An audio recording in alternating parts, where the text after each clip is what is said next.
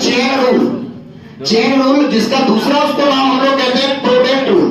कौन सा रूल कहिएगा? Product rule. बेटा इसमें चेन का मतलब होता है श्रृंखला।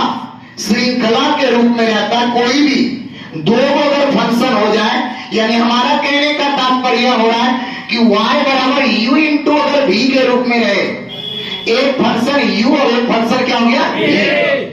तो इसका जो डिफरेंशिएशन होता है, एक लाइन तो आप लोग सीख चुके हैं अच्छे से, differentiation both side with respect to x।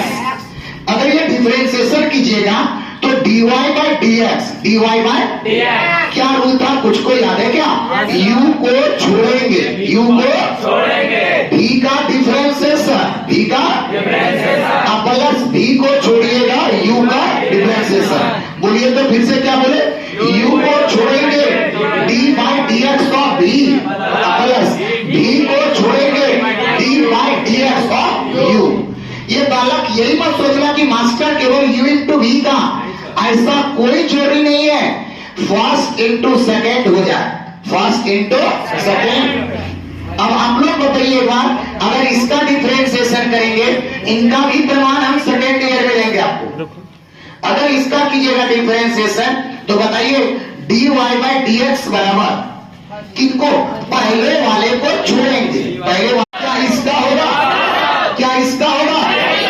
एक एग्जाम्पल के द्वारा हमको बताना चाहते हैं। अगर कोई क्वेश्चन में y बराबर, बढ़िया से समझिएगा दोस्त, y बराबर आ जाए e के power x into sine x, e के power x into sine x। अब आप लोग बताइए u इंटू v वाले ये काम कर रहा है u का, तो ये काम किसका कर रहा है?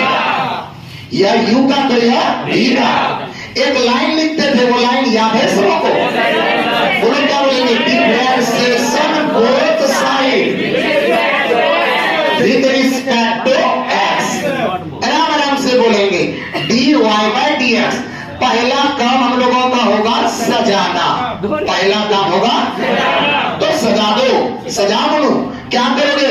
u को छोड़ेंगे, छोड़ दिया, फिर बोलिए क्या लिखेंगे? d by dx of sine x। क्या बोलिएगा? प्लस इस बार किसको छोड़ा जाएगा? साइन x को। फिर बोलिए d by dx of e के पावर x। अभी तुरंत डिफरेंशिएशन उसका होगा जो dy बाय dx। क्या इसका डिफरेंशिएशन होगा? क्या इसका होगा? हाँ, क्योंकि ये dy बाय dx। इन भाई साहब को जैसे का, इस पूरे के बदले हम लोगों ने पढ़े हैं